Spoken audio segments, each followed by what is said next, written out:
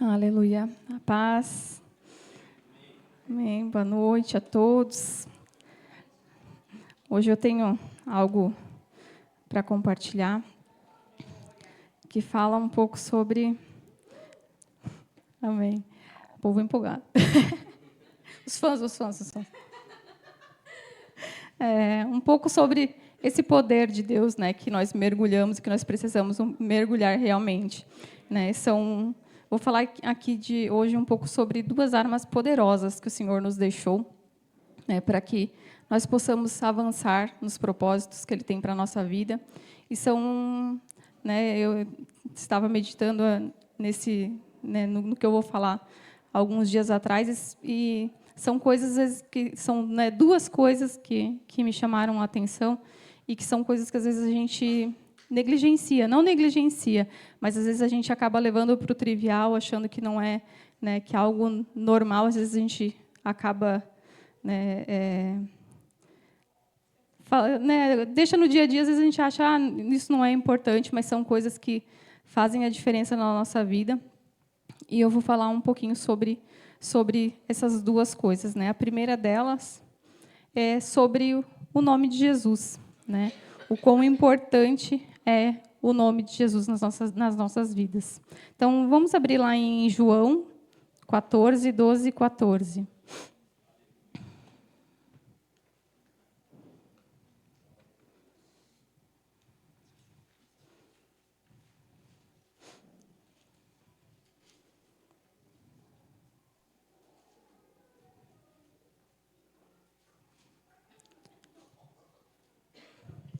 Aqui nessa passagem lá de João, ele fala, né? Em verdade vos digo, aquele que crê em mim também fará as obras que eu faço, e as fará maiores, pois eu estou indo para o Pai. E eu farei tudo o que pedirdes em meu nome, para que o Pai seja glorificado no Filho. Se me pedirdes alguma coisa em meu nome, eu a farei. Então, aqui Jesus ele já nos deixou claro, né, que tudo que nós pedirmos no nome dele, ele fará.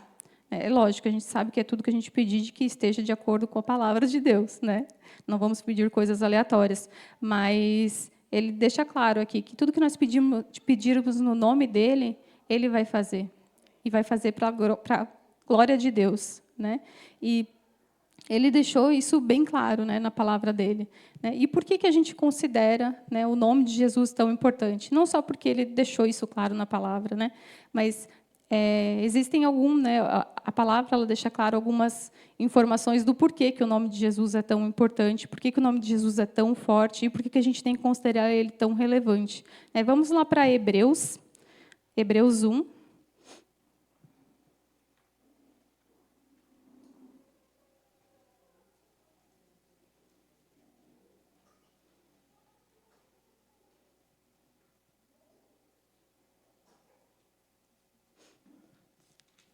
Em Hebreus 1, 4, ele fala: tornando-se superior aos anjos, a ponto de herdar um nome mais excelente do que eles.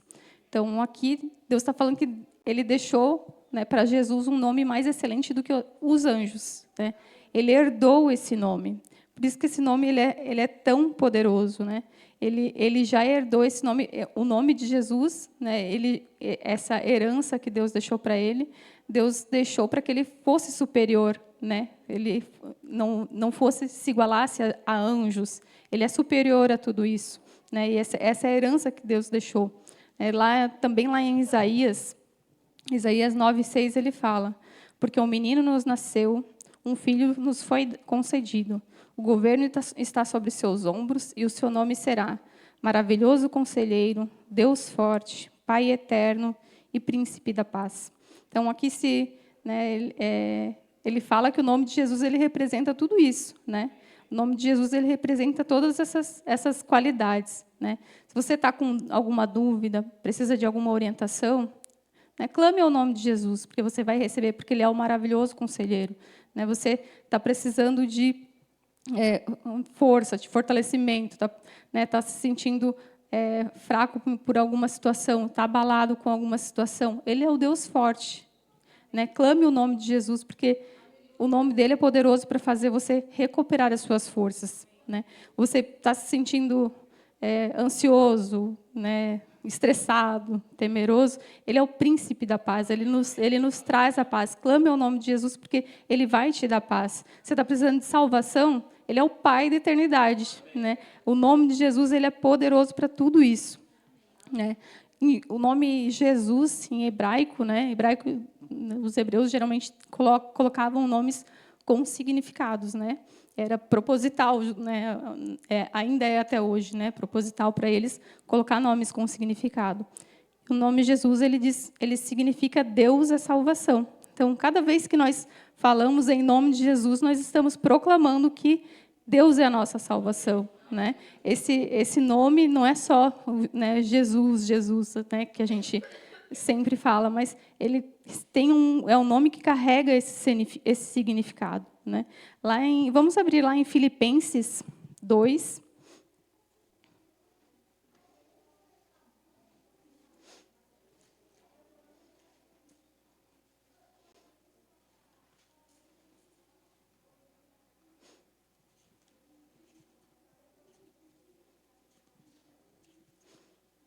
Filipenses 2, do 9 ao 11.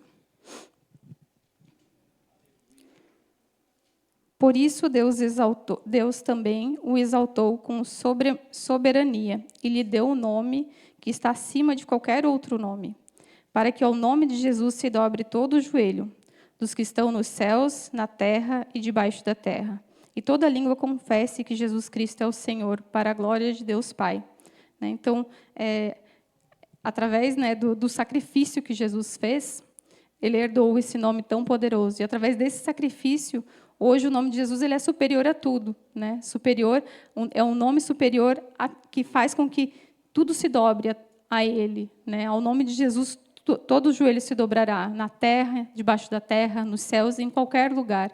Então o nome de Jesus ele é tão poderoso que até no inferno se dobram pelo nome dele, né? Então, às vezes a gente, até esses dias, esse tema me veio na cabeça, porque esses dias estava, né, a gente cristão que tem filho, às vezes é trabalho dobrado para a gente ensinar eles as coisas, né? Porque você tem que ensinar o que ele não pode fazer porque é errado, mas também tem que ensinar o que ele tem que fazer porque, né, em nome de Jesus ele tem que.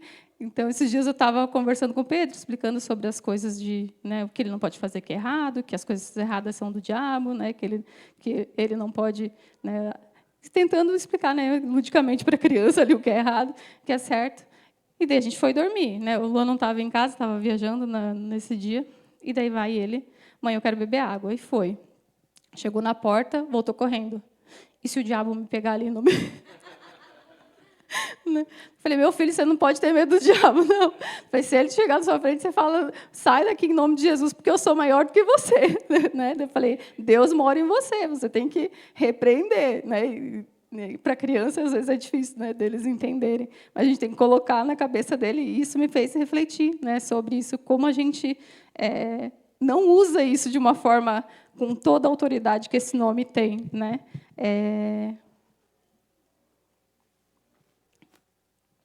E ele tem toda essa autoridade, porque foi dada a ele através do sacrifício que ele fez. Né? Então, né, o diabo não tem poder sobre esse nome, né? Ele tem que se curvar. E é isso que a gente tem que entender. Né? Que o nome de Jesus está sobre todos esses nomes. Né?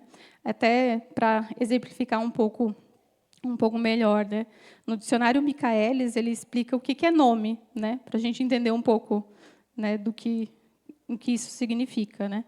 Nome quer dizer que é uma palavra que se designa ou distingue qualquer pessoa, animal ou coisa, bem como qualquer estado, qualidade ou ação, denominação, designação ou designativo.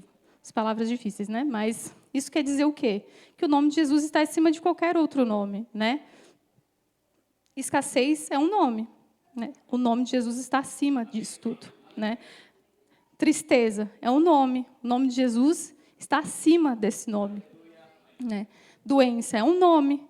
O nome de Jesus está acima de tudo isso. Né? E é isso que a gente tem que entender. Tudo que a gente pode dar um nome, o nome de Jesus é maior. Né? Pode ser rico, o nome de Jesus é maior, não importa. Né? O nome de Jesus é maior do que tudo.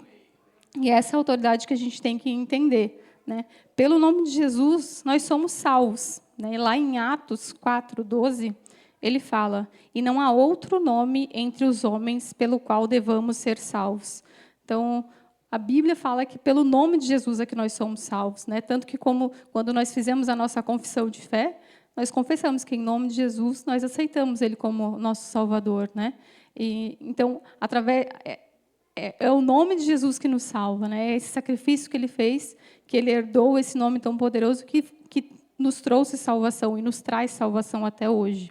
Né? Pelo nome de Jesus, nós somos curados, nós somos libertos, né? Nossas orações são respondidas, como Ele mesmo falou lá em João. Né? Se vocês pedirem no meu nome, vai ser atendido. E hoje, às vezes, a gente costuma, né, a gente sempre faz as orações em nome de Jesus, né, termina falando em nome de Jesus, e às vezes a gente não se atenta o quão poderoso é essa pequena palavrinha que a gente coloca no final das nossas orações. Mas elas são poderosas, né, ela é poderosa, porque é isso que a palavra nos fala, é isso que Deus nos deixou como, né, escrito, e uma, né, até uma ordenança, Ele fala que a gente deve pedir em nome de Jesus. E às vezes a gente coloca, é tão comum no nosso falar, né, nas nossas orações, o em nome de Jesus, que a gente não se atenta o quão poderoso Ele é. Né, e quão carregado de autoridade e poder essa nossa final de oração é. Né, e é isso que a gente tem que sempre lembrar. Lá em João 16, 23 ao 24, ele fala: naquele dia nada me perguntareis. Em verdade vos digo, que o Pai vos concederá tudo quanto lhe pedirdes em meu nome. Até agora nada pedistes em meu nome. Pedi e recebereis, para que a vossa alegria seja plena. Né? Jesus é que ele está falando de novo, né? Que tudo que vocês pedirem em meu nome vai ser concedido. Né? Hoje vocês não pedem nada em meu nome, porque ele não tinha saído, né? Ele não tinha ido ainda, ele não tinha feito o sacrifício. Mas ele já estava dizendo, um dia vocês vão pedir em meu nome e vai ser concedido. Né? Para que a sua alegria seja plena. Então, pensa que quando a gente estiver fazendo a nossa oração lá em nome de Jesus, aquilo vai ser alcançado. Né? Porque é isso que Ele quer que a nossa alegria seja plena. Né? E, então, Ele mesmo já deixou essa instrução, né, quando Ele falou essas palavras. E aí, às vezes, como eu falei, tudo que Deus deixou na palavra dele tem um propósito. Né? E é por isso que Ele nos fala que a gente tem que orar em nome de Jesus. Né? O nome de Jesus ele nos foi dado como uma procuração. Né? Quando nós temos uma procuração, quando você ganha uma procuração em nome de uma outra pessoa, você consegue fazer muitas coisas. Né? Você pode comprar imóveis, vender, né? Lógico, depende do tipo de procuração. Paulinho não está aqui para me corrigir, né? Então posso falar. Mas você tem poderes para agir em nome daquela pessoa. Né? Então, você pode mexer na conta bancária da pessoa, né? Você pode assinar contratos, você pode fazer muitas coisas porque você foi revestido na mesma autoridade que aquela pessoa tem. Né? E isso foi o que foi concedido para a gente ao usarmos o nome de Jesus. Né? É como o pastor ministrou na quinta passada, o centurião entendia sobre a questão da autoridade, né? Da autoridade que Cristo tinha. Né? E essa autoridade, através do nome de Jesus, nos foi concedida. Né? E agora nós temos que entender o poder que isso tem. É como se ele lhe desse uma procuração. Né? Ele veio aqui, ele testemunhou da vida dele, e ele falou, olha, aqui eu curei, eu expulsei demônios, né? Eu fiz milagres, e com tudo isso que eu fiz, no meu nome, vocês também vão conseguir fazer. Né? Porque eu estou dando essa procuração para vocês, eu estou dando essa autoridade para vocês. E nós temos que usar esse nome entendendo essa autoridade, entendendo tudo que ele tem, né, de relevante para as nossas vidas. Lá em Marcos 16, 15, ele fala, e estes sinais acompanharão os que creem. Em meu nome expulsarão demônios, falarão novas línguas, Pegarão em serpentes, e se beberem alguma coisa mortífera, não lhes fará mal algum. Imporão as mãos nos enfermos, e estes serão curados.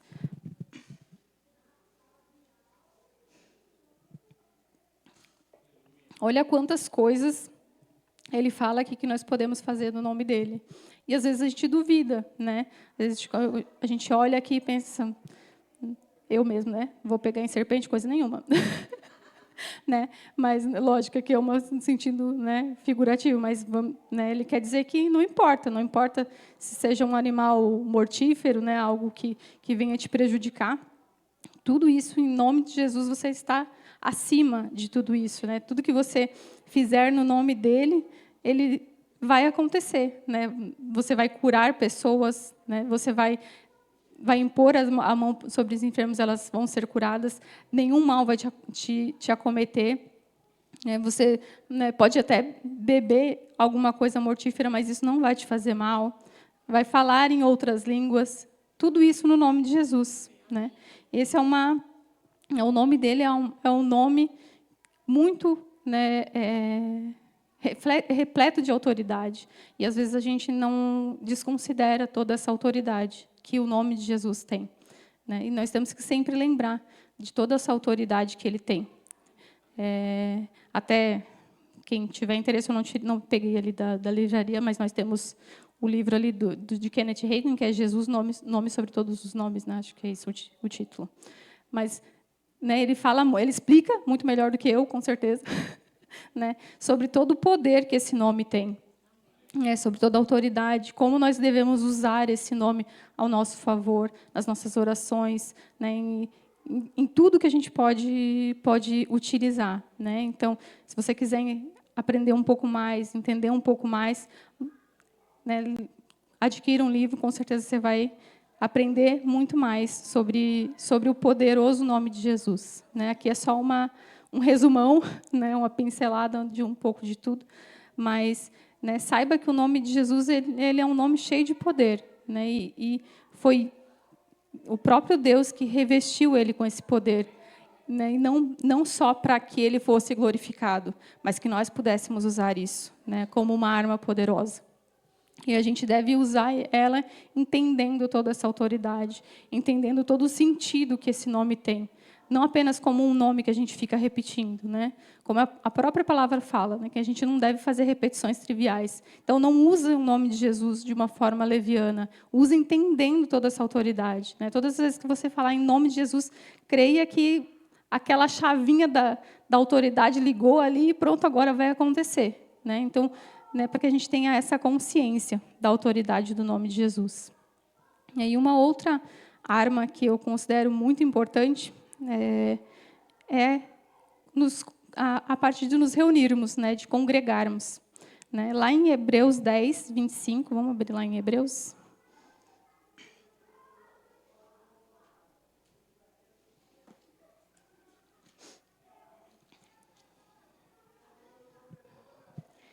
Hebreus 10, 25, ele fala: não abandonemos a prática de nos reunir, como é de costume de alguns, mas, pelo contrário, animemo-nos uns aos outros, quanto mais vedes que o dia se aproxima.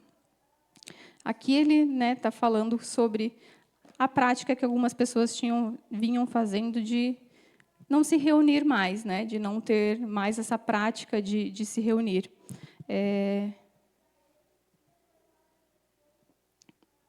E algo que aconteceu lá na igreja primitiva, mas que a gente vê que acontece muito hoje em dia também, né, nos dias atuais. É algo que não mudou muito. Né? Algumas pessoas elas acham que não é importante congregar.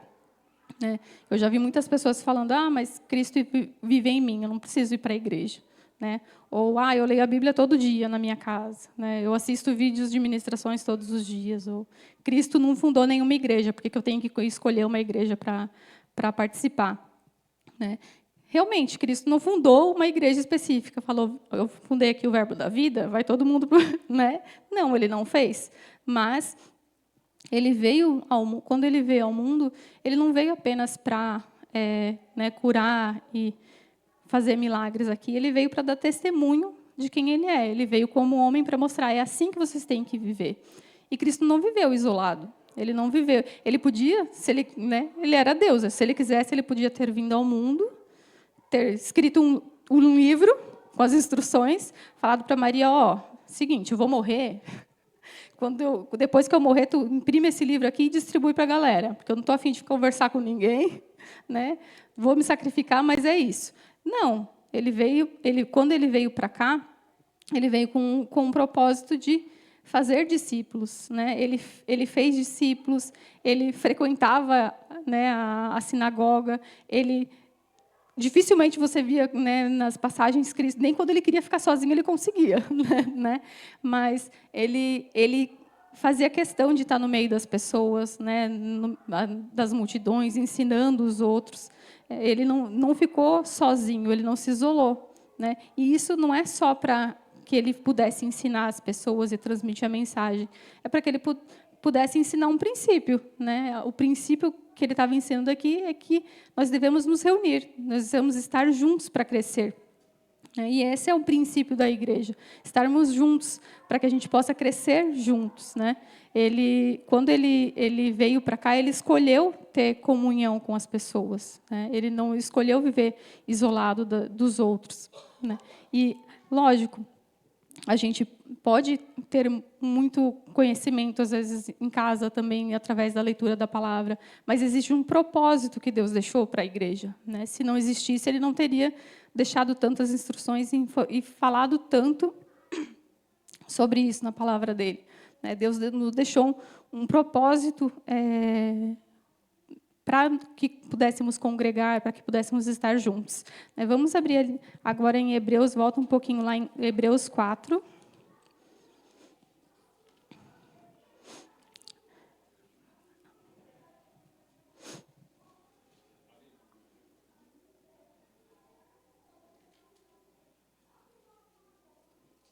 Não é 4, não, pera. Anotei errado aqui.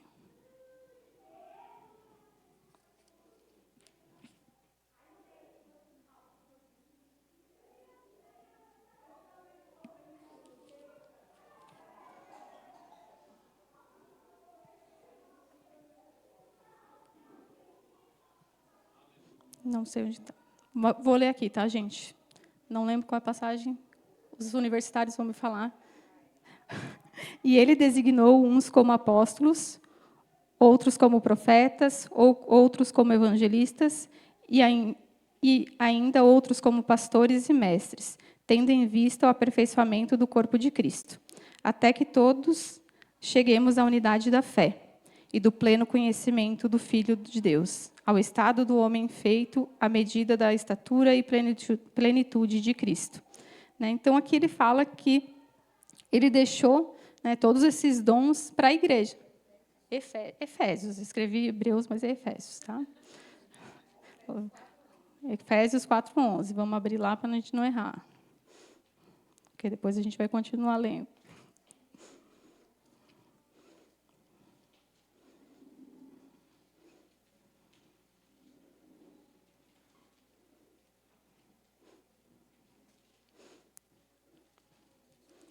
Aqui.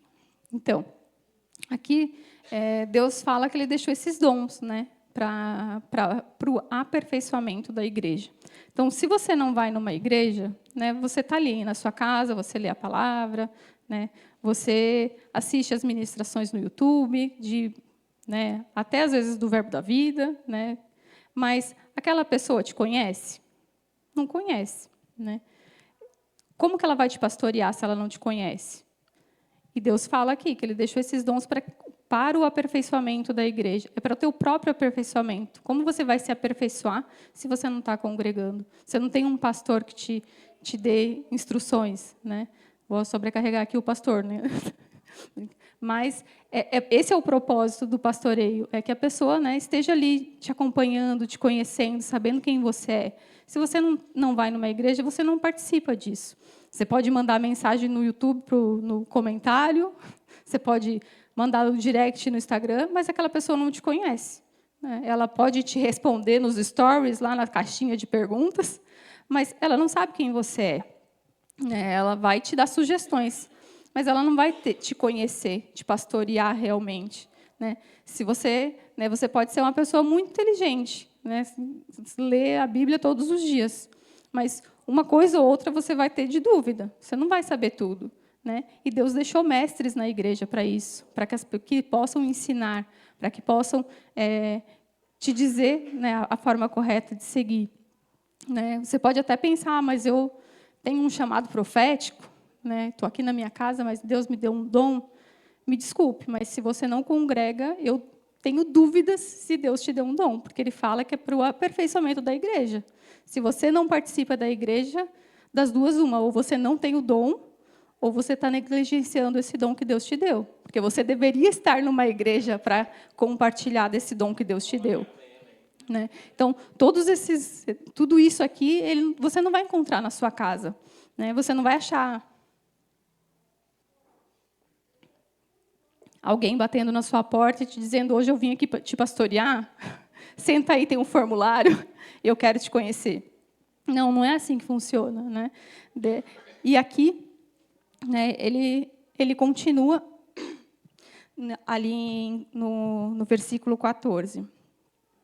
Em Efésios 4:14.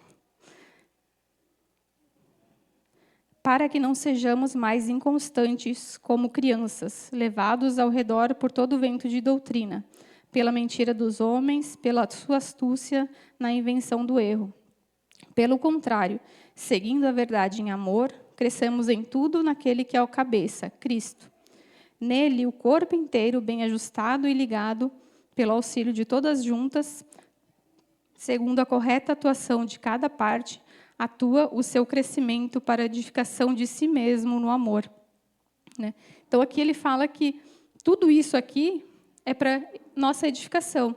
Então, quando nós congregamos, nós estamos nos edificando. Né? Não estamos apenas indo cumprir um protocolo. Né? Até se você vem com essa intenção de só para tirar a culpa, né, da sua consciência. Não pense dessa forma. Pense que você está vindo aqui para que você possa ser edificado, para que você possa ser aperfeiçoado. Né? Então, esse é o motivo de nós congregarmos. Né? E a gente, através desse convívio, nós evitamos ser enganados. Né? Porque, às vezes, acontece da gente estar até essas questões, né, de vídeos, de pessoas que a gente acompanha, nem sempre a pessoa fala a verdade. Né? Nem sempre a pessoa é quem a gente acha que ela é. Porque, né, hoje, nesse mundo digital, tudo é muito lindo e maravilhoso. Né? Se você não congrega, você não conhece a pessoa direito. Você nem sabe quem ela é realmente. Né? Através do congregarmos, nós fazemos, né, parte dessa igreja. E você pode ser uma parte importante. Às vezes você acha que é só ir na igreja, mas às vezes a gente fala, né, é a resposta da oração, mas às vezes você é a resposta da oração para o irmão que está sentado do teu lado. Você não precisa necessariamente ter um dos dons, né, ministeriais, mas você está aqui para ser suporte de outra pessoa. Né? Às vezes, né, a pessoa está ali, ela só queria alguém do lado para estar com ela, para estar junto, para, né, falar um pouco da mensagem. Né? E, às vezes, não necessariamente, né, sobre as questões da palavra, mas, né, crescer juntos, né, estar juntos, ter comunhão, ter união. Né? Esse é o propósito da gente congregar, da gente estar junto. Né? Aqui ele fala, né, que nele o corpo inteiro bem ajustado e ligado, pelo auxílio de todas as juntas, segundo a correta atuação de cada parte, efetua o seu crescimento para a edificação de si mesmo no amor. Se você, né, corta uma ponta do dedo, por exemplo, né, você pode até, talvez, deixar no gelo ou alguma coisa, mas se você não for rápido e colocar de novo, aquela ponta do dedo você perdeu, ela morreu. Porque ela não está mais ligada a algo que dá força, que dá vida. Né? E a igreja ela é isso, ela te dá essa força e essa vida. Você pode até ter um momento de respiro, um momento de sobrevida, quando você não está congregando. Mas, aos poucos, aquela vida vai morrendo. Né? né? E essa vida é a nossa salvação. Não estou dizendo da nossa vida terrena, né? É realmente a nossa salvação.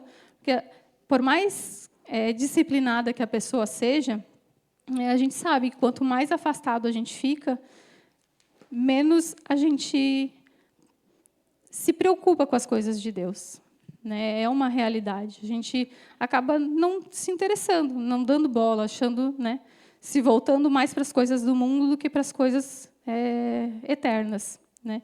E a palavra diz que a gente precisa se preocupar com as coisas eternas, né? E essa a parte né, de nós nos reunirmos não é apenas para a gente entender da palavra. Lógico, ela é uma das partes mais importantes. É por isso que a gente vem aqui, a gente vem para aprender, mas também para nos edificarmos, né? Para cada um se edificar um ao outro e se edificar, né? Ele não é apenas para a gente aprender, para a gente vir aqui levar chibatada às vezes, né? Das coisas que a gente precisa aprender, mas é para a gente se aperfeiçoar e se edificar, né? No amor, além disso, né? Não é algo que, né? E quanto mais você congrega, pode, né? Eu digo, né? Para minha experiência própria. E, às vezes, quando você está começando aí na igreja, tudo você acha que é para ti. Você acha que o pastor descobriu a sua vida, pegou o seu diário lá e falou: não é possível, não vou mais naquela igreja. Só é para mim isso, né? A gente às vezes, mas isso realmente é um confronto, porque você, né? Deus está te falando as coisas que você precisa ouvir. Mas quanto mais você vai, mais aquilo se torna leve. Às vezes a gente leva uma chibatada pensando: meu Deus, eu tinha que ter ouvido mesmo. Não é? A gente vê umas palavras que a gente... Aí, o pastor, a Joana, vez ou outra, fala, né? Me amem ainda depois que E realmente a gente ama, porque era o que a gente precisava ouvir, né?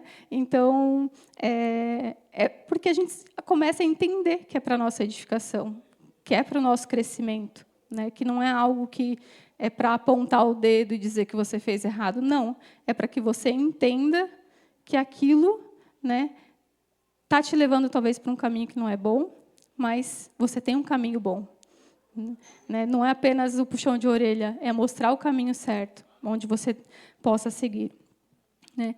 E, além do congregar, né, que eu acho muito importante, a gente tem que entender que a igreja ela, né, não está aqui só para a gente vir aos domingos e às quintas.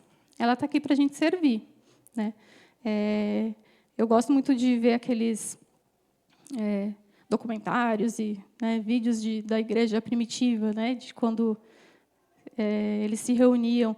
E, às vezes se reuniam em casas, né, na casa das pessoas, né, e se aquelas pessoas simplesmente se reunissem para conversar e falar da palavra, hoje a gente não tinha a palavra de Deus como a gente tem hoje. Hoje, talvez, a gente não estaria aqui reunidos, né? Eles se reuniam com o propósito de servir um ao outro, né? É por isso que a gente até hoje tem a palavra de Deus. Por isso que a gente tem... Lógico, porque Deus também queria que a gente tivesse.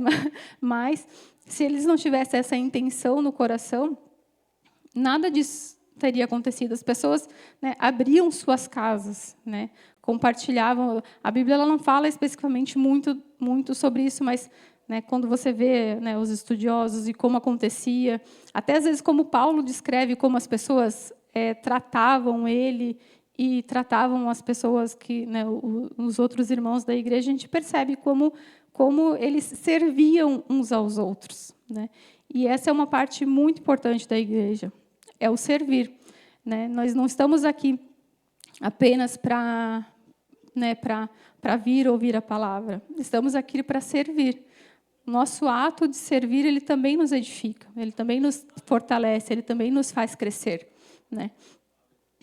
Nós cada um aqui, às vezes pode ser uma atividade que você considera que, né, não é importante dentro da igreja, mas tudo aqui é importante, né? Tudo que a gente faz aqui, ele tem um valor. E nada, né, nada disso teria se pessoas não tivessem esse coração para servir, né? Então, para mim, é algo que é muito importante, não apenas, né, eu sempre falo que A gente já foi, antes de vir para cá, né, para o Verbo, a gente foi visitar algumas igrejas, e igrejas grandes. Só que eu pensava, gente, eu preciso de uma igreja que eu faça alguma coisa, né? Eu não quero ficar numa igreja que eu só venha no domingo ouvir e vá para casa, né? Porque para mim não tem propósito, né? E existe um propósito no servir dentro da igreja, né? Você aprende, você tem comunhão com outras pessoas e pense que você está avançando a obra de Deus, né? Então, o congregar na igreja, ele é extremamente importante para que você não perca essa conexão com o que, né, você precisa aprender e com tudo que, né, você vai receber aqui, né? Especialmente, como a própria palavra diz, especialmente porque o dia está chegando e realmente está chegando. Então, hoje, mais do que nunca, eu acho que a gente não pode deixar de congregar. Está frio, mas vem, né? Está chovendo, mas vem. Até uma das coisas que eu, né, sempre falei, quando eu comecei o tratamento, eu não quero perder um culto. E, sinceramente, há 2 cultos atrás, eu pensei, eu perdi um, porque realmente estava muito mal, mas sabe aquele sentimento ruim? Tipo, eu tinha que ter ido, tinha que ter me esforçado um pouco mais. E no outro domingo eu também não estava bem. Eu falei, eu vou. A minha mãe falou, mas não tem problema, eu não quero saber, eu vou. Não é nem que eu tenha que ficar ali sentada, não, né, quietinha no meu canto, mas eu vou. E aquilo realmente me fortaleceu. Faz a diferença. Faz a diferença a gente estar aqui no meio né, das pessoas, louvando, glorificando a Deus. E o se envolver também faz a diferença, né? A igreja ela não é só um prédio, né? Ela é uma comunidade cheia de pessoas, né? E quando você serve, você não serve ao pastor ou à Joana. Lógico, se você quiser servir, eles estão aqui, né? Porque eles precisam de gente para servir. Mas pense que você não está servindo só eles, você está servindo a sua comunidade, né? A todas essas pessoas que estão aqui.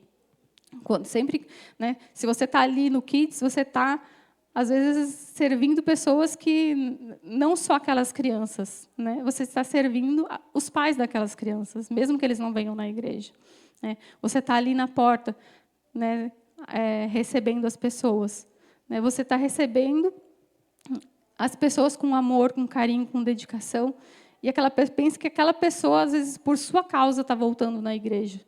Né? Às vezes não é nem pela palavra, porque gostou do acolhimento, né?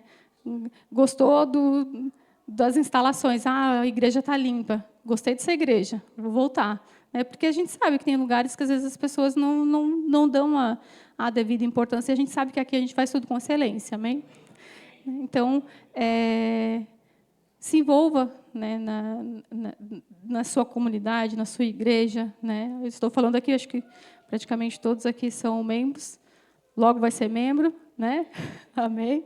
Então, estamos aqui para servir, né? Para estarmos reunidos juntos, né? Aprendendo da palavra, mas também para servir uns aos outros, para que essa igreja cresça. Não a igreja Verbo da Vida Joinville, a igreja de Deus cresça, né? E esse é o nosso propósito. Então, hoje é isso que eu tinha para compartilhar, né? Para mim, acho que foram 2 coisas que me tocaram muito nesses últimos dias, essa importância que a gente deve dar ao nome de Jesus e a importância de estarmos juntos, né, de congregarmos, né, não apenas na igreja, né, às vezes esses dias o Toninho nos chamou para fazer o dia da oração lá em casa, né, e às vezes é uma coisa, né, boba, né, é 1 hora de oração, ele mora ali perto, a gente podia ter feito isso antes, né, mas, né, faça isso quando você tiver a oportunidade de, né, se você mora perto de alguém, né, às vezes tem muita gente que mora um perto do outro, chame a pessoa, né, a gente tem o Verbo em casa também, né, algumas pessoas já se reúnem, mas, né, chame a pessoa para um momento de oração, um momento para estar juntos, né, porque estando juntos nós, como a própria palavra fala, né, nós edificamos uns aos outros, né, nós estamos aqui para nos aperfeiçoar e crescermos juntos. Esse é o propósito.